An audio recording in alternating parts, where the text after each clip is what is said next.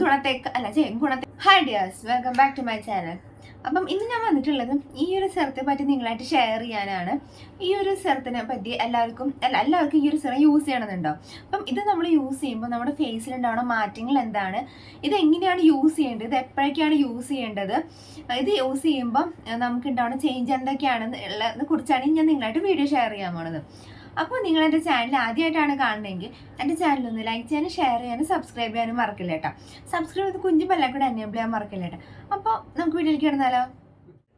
നമ്മുടെ skin tone ഒന്ന് കൂട്ടാനും നമ്മുടെ സ്കിന്ന് നല്ലപോലെ ക്ലിയർ ആവാനും പലതരത്തിലുള്ള മാർഗങ്ങൾ നമ്മൾ സ്വീകരിക്കാറുണ്ട്. ഇപ്പം പലതരത്തിലുള്ള ഫേസ് സിറങ്ങൾ നമ്മുടെ മാർക്കറ്റിൽ ഇപ്പോൾ അവൈലബിൾ ആണ്.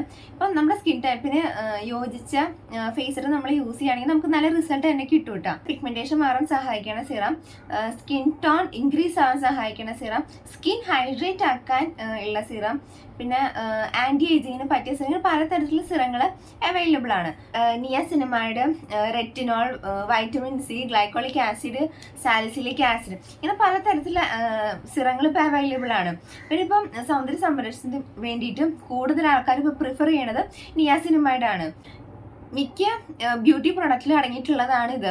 ഇനി ഇതിന്റെ ഗുണങ്ങൾ നമുക്ക് എന്താന്ന് നോക്കാട്ടോ. സ്കിന്നിൽ പിഗ്മെന്റേഷൻ മാറ്റാനും നമ്മുടെ സ്കിൻ ടോൺ ഒന്ന് കൂട്ടാനും നമ്മുടെ സ്കിന്നിലെ അധികമായിട്ടുള്ള എണ്ണമയം നീക്കം ചെയ്യാനും ഗുണം ചെയ്യുന്ന ഒന്നാണ് നിയാസിനമൈഡ്. പിന്നെ അത് മാത്രമല്ല നമ്മുടെ സ്കിൻ നല്ല സോഫ്റ്റ് ആൻഡ് സ്മൂത്ത് ആക്കാനും പിന്നെ ആന്റി ഏജിങ് പ്രശ്നങ്ങളൊക്കെ കുറയ്ക്കാനും നമ്മുടെ സ്കിന്നിൽ ഉണ്ടായിട്ടുള്ള മുഖക്കുരു കൊണ്ട് ഉണ്ടായിട്ടുള്ള കറുത്ത പാടുകൾ, മുഖക്കുരു വരുന്നത് തടയാനും നിയാസിനമൈഡ് നമ്മളെ സഹായിക്കും കേട്ടോ.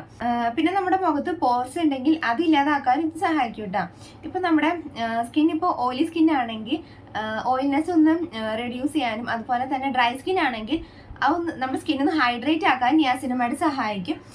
ഇങ്ങനെയൊക്കെ ആണെങ്കിൽ നിയാസിനമൈഡ് ആണെങ്കിൽ ഏതെങ്കിലും ഒരു പ്രൊഡക്റ്റ് നമ്മൾ യൂസ് ചെയ്യുകയാണെങ്കിൽ ഗുണത്തെക്കാൾ കൂടുതൽ നമുക്ക് ദോഷമായിട്ട് ഉണ്ടാവാം. അതുകൊണ്ട് ഇത് വാങ്ങുമ്പോഴും യൂസ് ചെയ്യുമ്പോഴും നമ്മൾ പല കാര്യങ്ങളും ശ്രദ്ധിക്കേണ്ടതുണ്ട്. അപ്പോൾ ഒന്നാമത്തെ കാര്യം എന്താണെന്ന് വെച്ചാൽ ഇതിന്റെ അളവ് എന്ന് പറയുമ്പം ഇതിന്റെ കോൺസെൻട്രേഷൻ, നമ്മൾ ഇതിന്റെ കോൺസെൻട്രേഷൻ ശ്രദ്ധിക്കണം. 5% അതിന്റെ താഴെയോ ആണ് പല പ്രൊഡക്റ്റിലും ഇതിന്റെ അളവ് കൊടുത്തിട്ടുള്ളത്. പിഗ്മെന്റേഷൻ, സൂര്യപ്രകാശം ഏറ്റവും നമ്മുടെ സ്കിന്നിൽ ഉണ്ടാവുന്ന ഡാമേജ്, ഇതിനൊക്കെ 5% നിയാസിനമൈഡ് ഫോർമുലേഷൻ ആണ് റെക്കമെൻഡ് ചെയ്യാറുള്ളത്. പിന്നെ സെൻസിറ്റീവ് സ്കിന്നിനാണെങ്കിൽ 5% താഴെയുള്ള നിയാസിനമൈഡ് ഫോർമുലേഷൻ ആണ് അവർക്ക് നല്ലത്. ഇപ്പം എക്സിമ പോലുള്ള പ്രശ്നങ്ങൾക്കാണെങ്കിൽ 2% നിയാസിനമൈഡ് ആയിട്ട് അവർ യൂസ് ചെയ്യാറുള്ളത്. ഇത് നമുക്ക് എല്ലാ സ്കിൻ ടൈപ്പിനും ഒരേപോലെ യൂസ് ചെയ്യാൻ പറ്റിയതാണ് നിയാസിനമൈഡ്. നമുക്ക് രാവിലെയോ രാത്രിയോ നമുക്കിത് യൂസ് ചെയ്യാൻ പറ്റും. നമുക്ക് ടൈം കിട്ടുന്ന അനുസരിച്ച് നമുക്കിത് യൂസ് ചെയ്യാൻ പറ്റും കേട്ടോ. അപ്പോൾ ഇത് എങ്ങനെ യൂസ് ചെയ്യേണ്ടതെന്ന് വെച്ച് കഴിഞ്ഞാൽ നമ്മൾ ആദ്യം തന്നെ നമ്മുടെ ഫേസ് നല്ലപോലെ ക്ലീൻ ആക്കണം. ക്ലീൻ ആക്കിയതിന് ശേഷം നമ്മളൊരു ടോണർ ഫേസിൽ അപ്ലൈ ചെയ്ത് കൊടുക്കണം. അതിന് ശേഷമാണ് നമ്മൾ നിയാസിനമൈഡ് യൂസ് ചെയ്യേണ്ടത്. അത് നമ്മൾ 3 തുള്ളി എടുത്തിട്ട് നമ്മുടെ ഫേസിലും നെക്കിലും ഒരേപോലെ അപ്ലൈ ചെയ്തതിന് ശേഷം ഒരു മോയ്സ്ചറൈസർ, അത് മസ്റ്റാണ്, ഒരു മോയ്സ്ചറൈസർ നമ്മൾ അപ്ലൈ ചെയ്ത് കൊടുക്കണം. ഇപ്പം രാവിലെ ആണെങ്കിൽ നമുക്കൊരു സൺസ്ക്രീൻ അപ്ലൈ ചെയ്യാം കേട്ടോ. കൂടാതെ നിയാസിനമൈഡ് നമ്മൾ ചൂസ് ചെയ്യുമ്പം അതിനകത്ത് അടങ്ങിയിട്ടുള്ള ഇൻഗ്രീഡിയൻസ് കൂടി നമ്മൾ ശ്രദ്ധിക്കണം കേട്ടോ. പിന്നെ ഹൈലറോണിക് ആസിഡ് അടങ്ങിയിട്ടുള്ള നിയാസിനമൈഡ് നമ്മുടെ സ്കിന്നിന് കൂടുതൽ തുടുത്തതാക്കും. ചില നിയാസിനമൈഡ് തയ്യാറാക്കിയിട്ടുള്ളത് സിങ്കും കൂടി അതിനകത്ത് ചേർത്തിട്ടാണ്. സിങ്ക് പ്ലസ് നിയാസിനമൈഡും ആ ഒരു കോമ്പിനേഷൻ ഡ്രൈ സ്കിൻകാർ അപ്ലൈ ചെയ്യുകയാണെങ്കിൽ അവരുടെ സ്കിൻ കൂടുതൽ ഡ്രൈ ആക്കാട്ട് അത് ചെയ്യാം. അപ്പോൾ അതുകൊണ്ട് നമ്മളിപ്പം ഏത് നിയാസിനമൈഡ് ചൂസ് ചെയ്യണമെന്ന് വെച്ചാൽ അതിന്റെ ഇൻഗ്രീഡിയൻസും കൂടി നമ്മൾ അറിഞ്ഞിരിക്കണം, അത് മസ്റ്റ് ആട്ടോ. ഇതൊക്കെയാണ് ഞാൻ സെർച്ച് ചെയ്തപ്പം എനിക്ക് നിയാസിനമൈഡിനെ കുറിച്ച് കിട്ടിയ കുറച്ച് അറിവുകൾ. അപ്പം ഇതിന് കുറച്ച് ദോഷങ്ങളും കൂടി ഉണ്ട് കേട്ടോ. അപ്പം അത് ഞാൻ വേറൊരു വീഡിയോയിലൂടെ നിങ്ങൾക്ക് പറഞ്ഞുതരാം.